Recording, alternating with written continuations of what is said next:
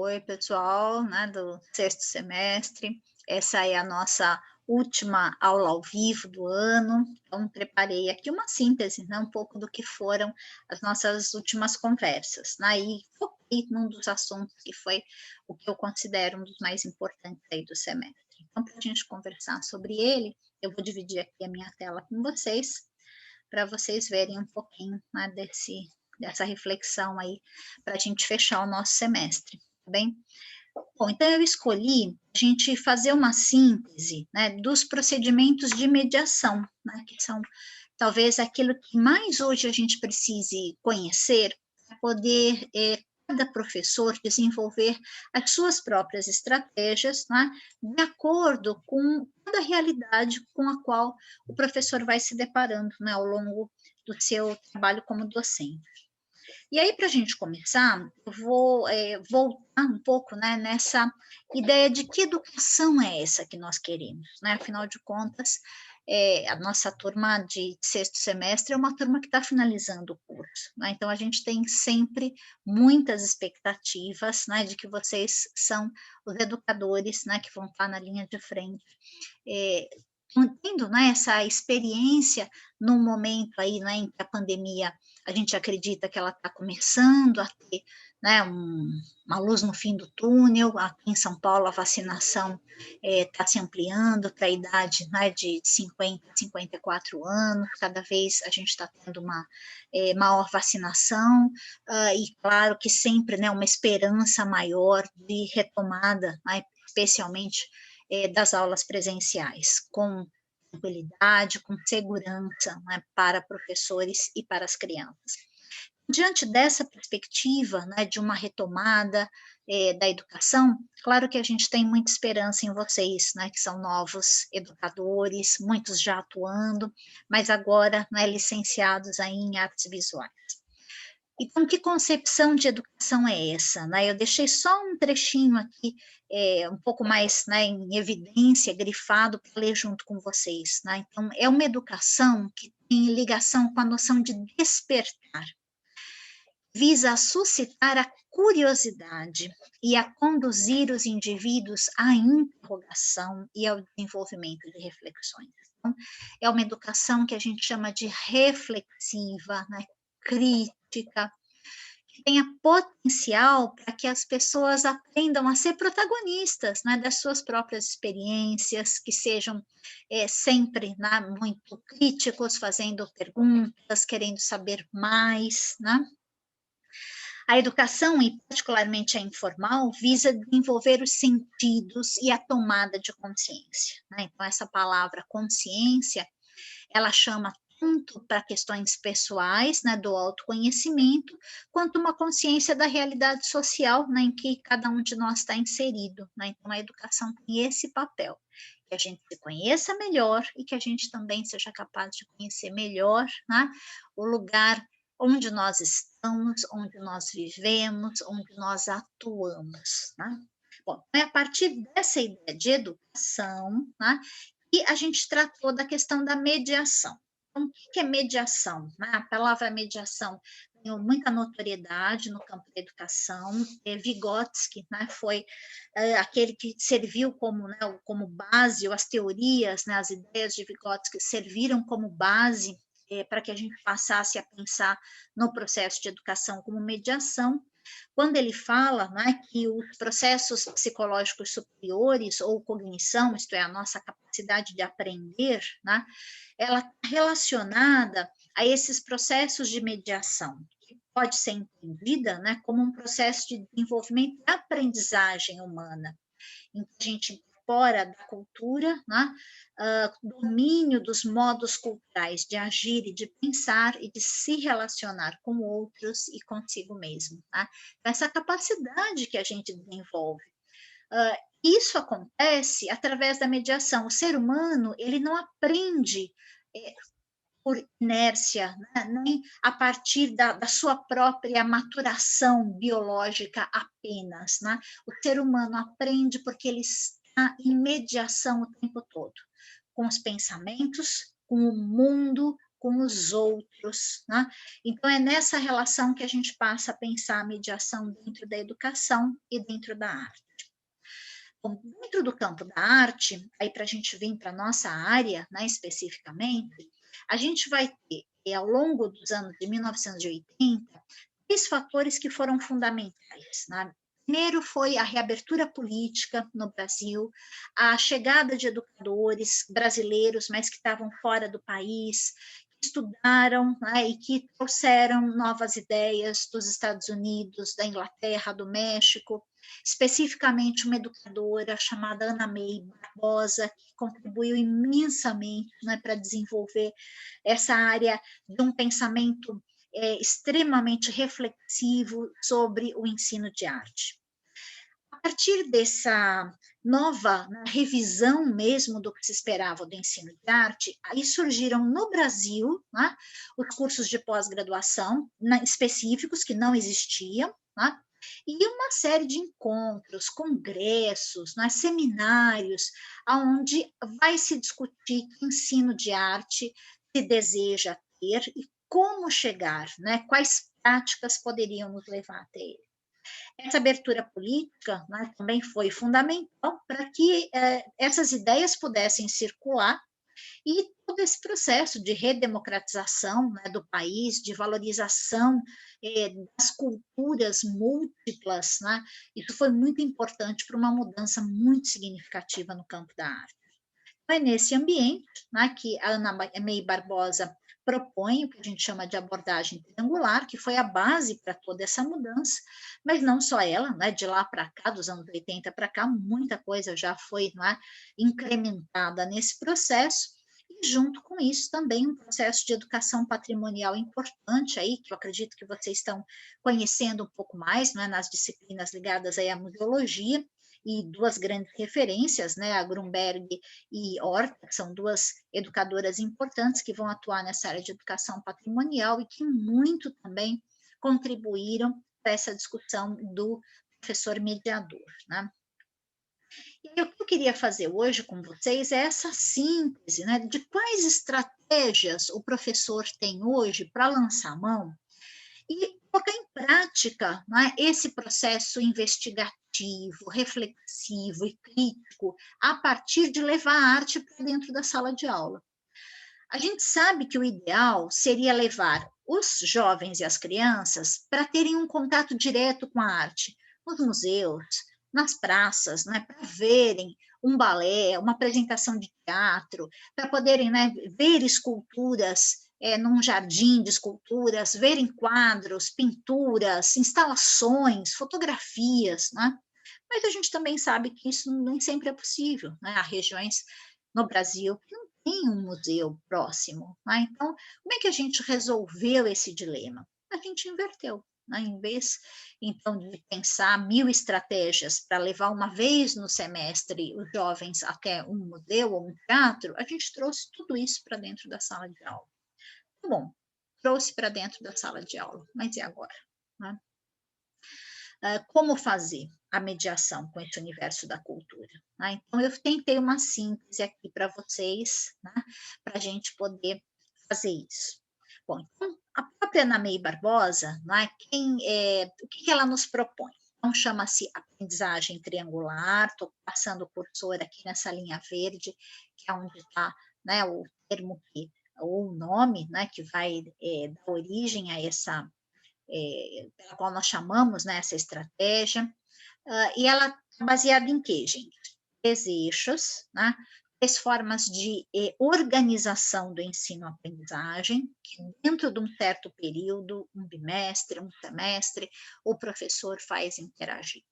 Então, é sempre uma ação consciente do professor, criando oportunidades para que apreciar a arte, contextualizar a arte e fazer arte se encontram. Então, aqui nessas 3 linhas de baixo, a gente está vendo, né, o que são esses 3 eixos que estão sendo propostos aqui pela Ana May. Depois, qual é a segunda estratégia? Né? A Ana May, ela propõe a aprendizagem triangular, mas ela traz para o Brasil uma série de outros, né, educadores e teóricos, nos quais ela se baseou, de alguma maneira ela foi influenciada, mas que nós também pudemos conhecer, né, diretamente. E um deles, que foi muito importante, foi o Robert Ott, né? O Robert Ott tem uma metodologia, é o Image Watching, né, que é uma metodologia de leitura de imagem, que ele cria para o trabalho inicialmente com uma turma de professores muito heterogênea, né, então professores de diferentes áreas. Então ele cria uma metodologia realmente, né, um processo, onde a gente tem aqui nas últimas linhas, né, cada uma das etapas desse processo, onde ele diz que usa o gerúndio, né, justamente para dar a ideia de ação, de movimento. Começa com uma sensibilização, passa por uma descrição, descrevendo. O que é esse descrever? Né? Dizer o que eu vejo, sem ainda uma análise, o que é bem difícil, a gente conversou bastante sobre isso, né? Tanto nas aulas texto como nas videoaulas. Segue uma análise e a gente percebe que, sem querer, ao fazer a análise, a gente já está interpretando. Então, a linha é sempre muito tênue, né? Mas o que segue a análise é a interpretação. E uma coisa muito legal da proposta do Image Watching é que a fundamentação, que é a pesquisa, ela se dá depois da interpretação. E isso é interessante porque cria essa possibilidade de que a gente pense um significado para essa leitura feita com as pessoas reais dentro daquela sala de aula específica onde a leitura está acontecendo. Antes de eu buscar, então, outras leituras, outros significados, né, de historiadores, de críticos, do próprio artista, né?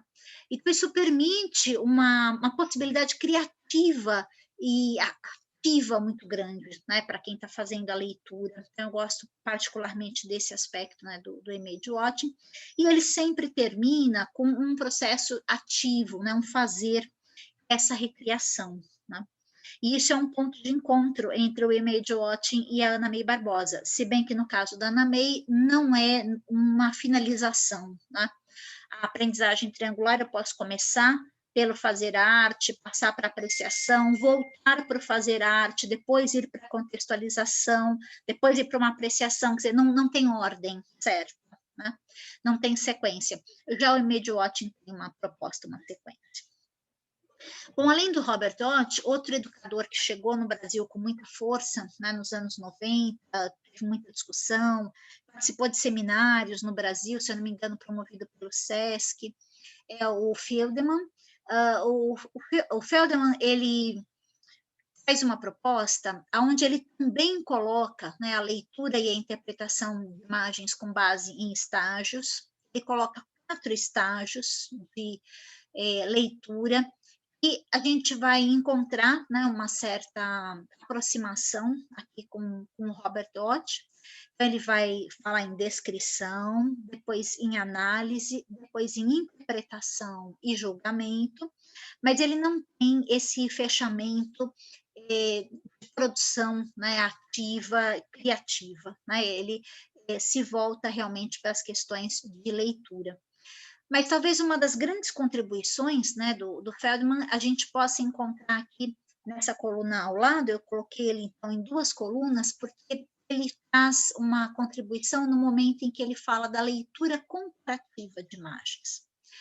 Então, ele propõe que, ao invés da gente analisar apenas uma imagem, a gente traga outras imagens, inclusive não necessariamente da arte, podem ser imagens do mundo, da publicidade, do desenho, do cinema, da fotografia, de alguma maneira estabelecem um vínculo, né, com essa imagem da arte que está sendo lida, como uma possibilidade de ampliar mais esse olhar, de criar outros pontos de discussão, né? E ele fala muito na questão da intertextualidade, que é quando a gente, ao investigar, né, os processos de criação, as questões ideológicas, as proposições, né, e ao encontrar essas questões em diferentes textos, numa pintura e numa fotografia, numa poesia e num trecho de filme, você tem uma potencialização da nossa possibilidade de interpretação. Então, essa é uma das contribuições que eu acho mais interessante, né, do Feldman, e aí coloquei isso aqui nesse quadro para a gente. Pessoal, nos anos 90, a gente vai ter aí a chegada com muita força, não nasce nos anos 90, nada disso, tudo isso já era anterior, mas aqui no Brasil vai ter muita presença e muita força, a questão da cultura visual, né, com o Fernando Hernandes, que é um educador espanhol, uma figura muito interessante, que veio ao Brasil várias vezes, né, aí entre os anos 2000, entre os anos 90, 1990 e 2000, e trouxe uma contribuição muito importante para a discussão da arte, na medida em que ele traz toda uma questão de interpretação crítica da imagem, focando muito na questão das imagens que são, né, dos meios de comunicação, como uma forma de ampliar também a discussão dessa visão crítica do mundo, dessa formação de um olhar crítico para o mundo. Ele fala sobre, a partir desse campo da cultura visual, e aí ele vai propor que toda imagem tem que ser problematizada. Não importa se é uma imagem da arte, se é um desenho animado, se é uma imagem da propaganda, do cinema, da televisão, né? Se é uma imagem, falando hoje, né, que fica um meme, né, que está circulando aí pelas redes sociais, né? E o que é problematizar uma imagem? Né? É questionar com base em que essa imagem é considerada legítima. Quais relações de poder estão de maneira implícita ou explícita, né, declaradas ou, né, de maneira subliminar, né, contidas nessa imagem? O que ela está defendendo, o que ela está indicando como legítimo e o que ela desqualifica, né?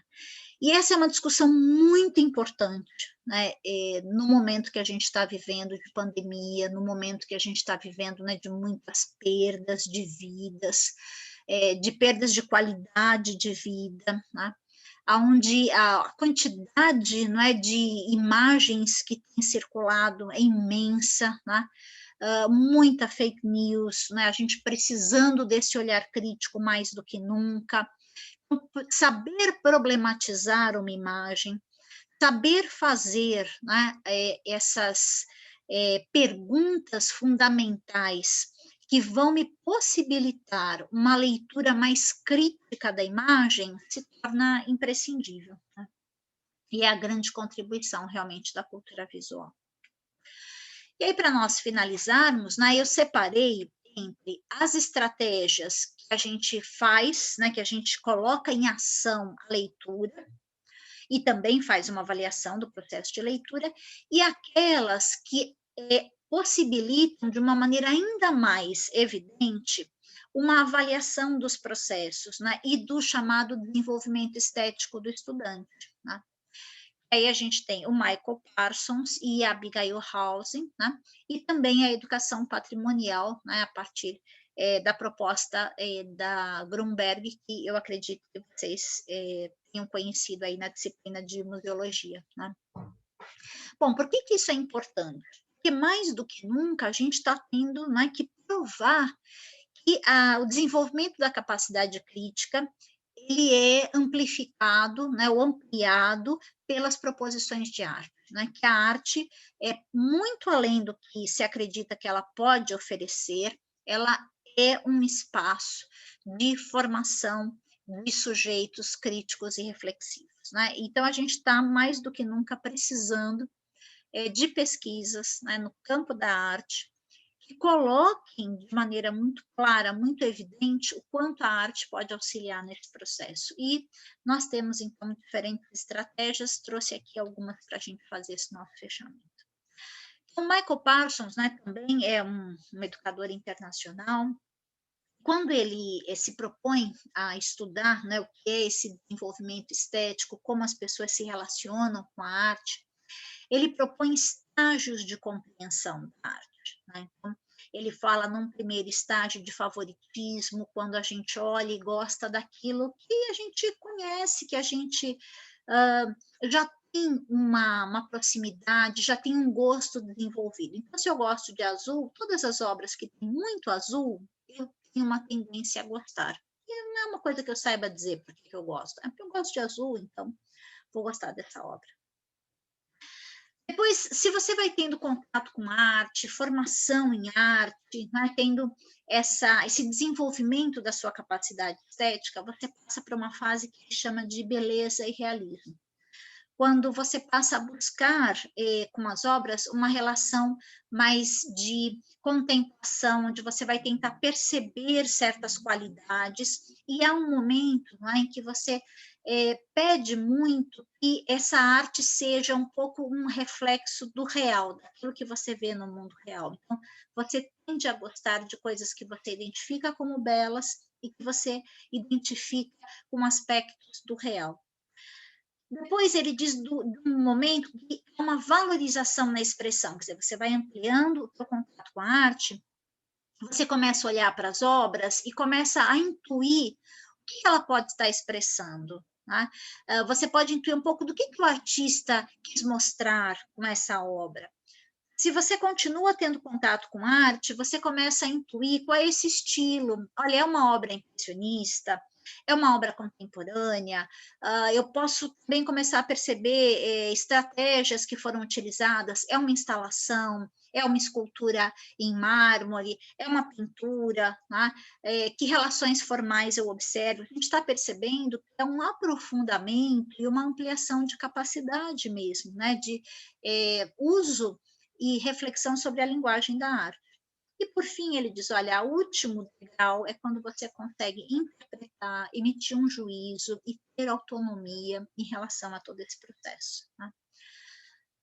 Então, o Michael Parsons também pode ser usado como o seu estudo, né, como base para a gente observar uma turma, ver em que fase ela se encontra e o que eu posso estimular para que essa turma vá transcendendo esse momento em que eles estão em direção sempre a um estágio, né, a um degrau acima, a ampliação do seu olhar, ao desenvolvimento da sua capacidade cognitiva do trabalho com a linguagem visual. E a Abigail House, a mesma reflexão, mas ela faz um outro estudo a partir dos museus, né, dos frequentadores de museus, e ela fala, num primeiro estágio, como descritivo, enumerativo e narrativo.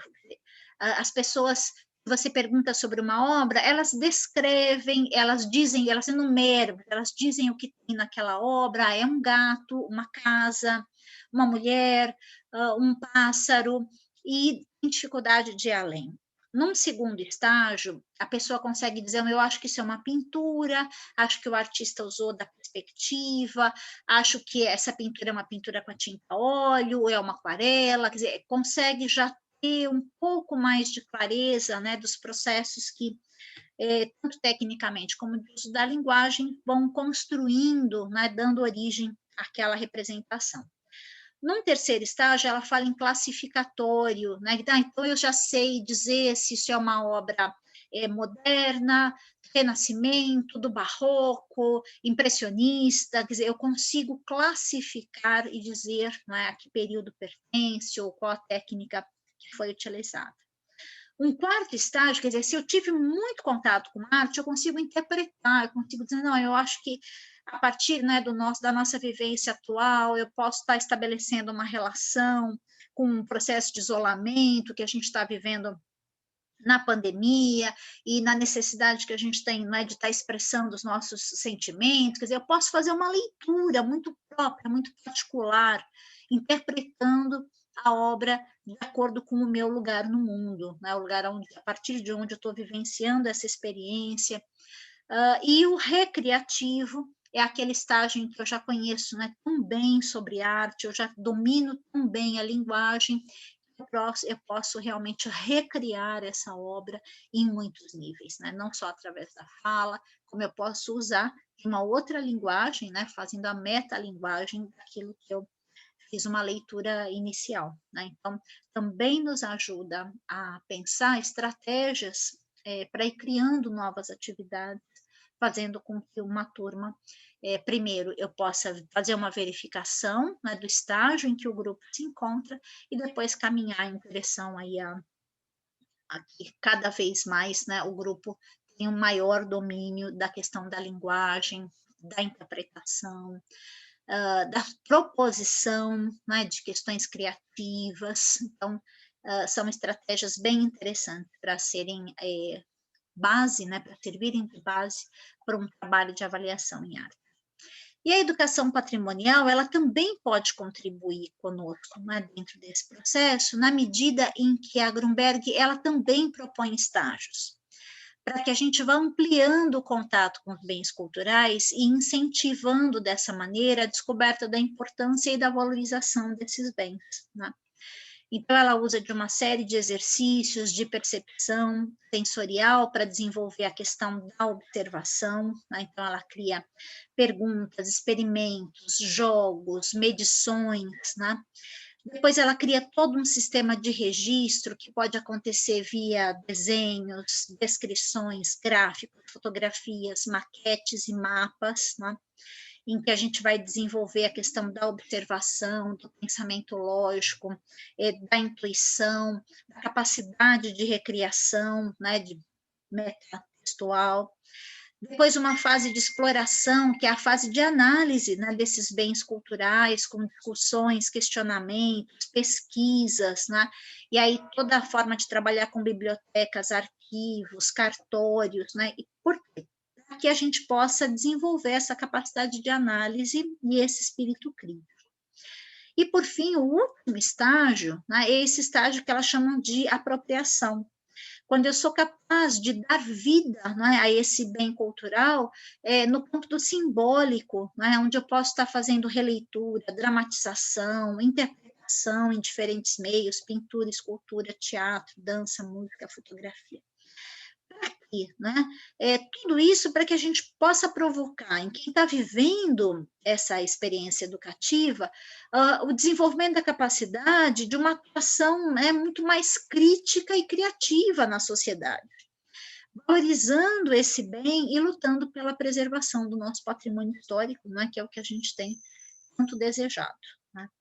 Então, eu queria finalizar com vocês, não é, esse semestre, lembrando, né, quanto é importante, o quanto a gente espera, né, da atuação de vocês enquanto educadores, críticos, reflexivos, e que vocês busquem, né, dentro do jardim de cada um de vocês, né, no sentido da realidade de cada um de vocês. Né?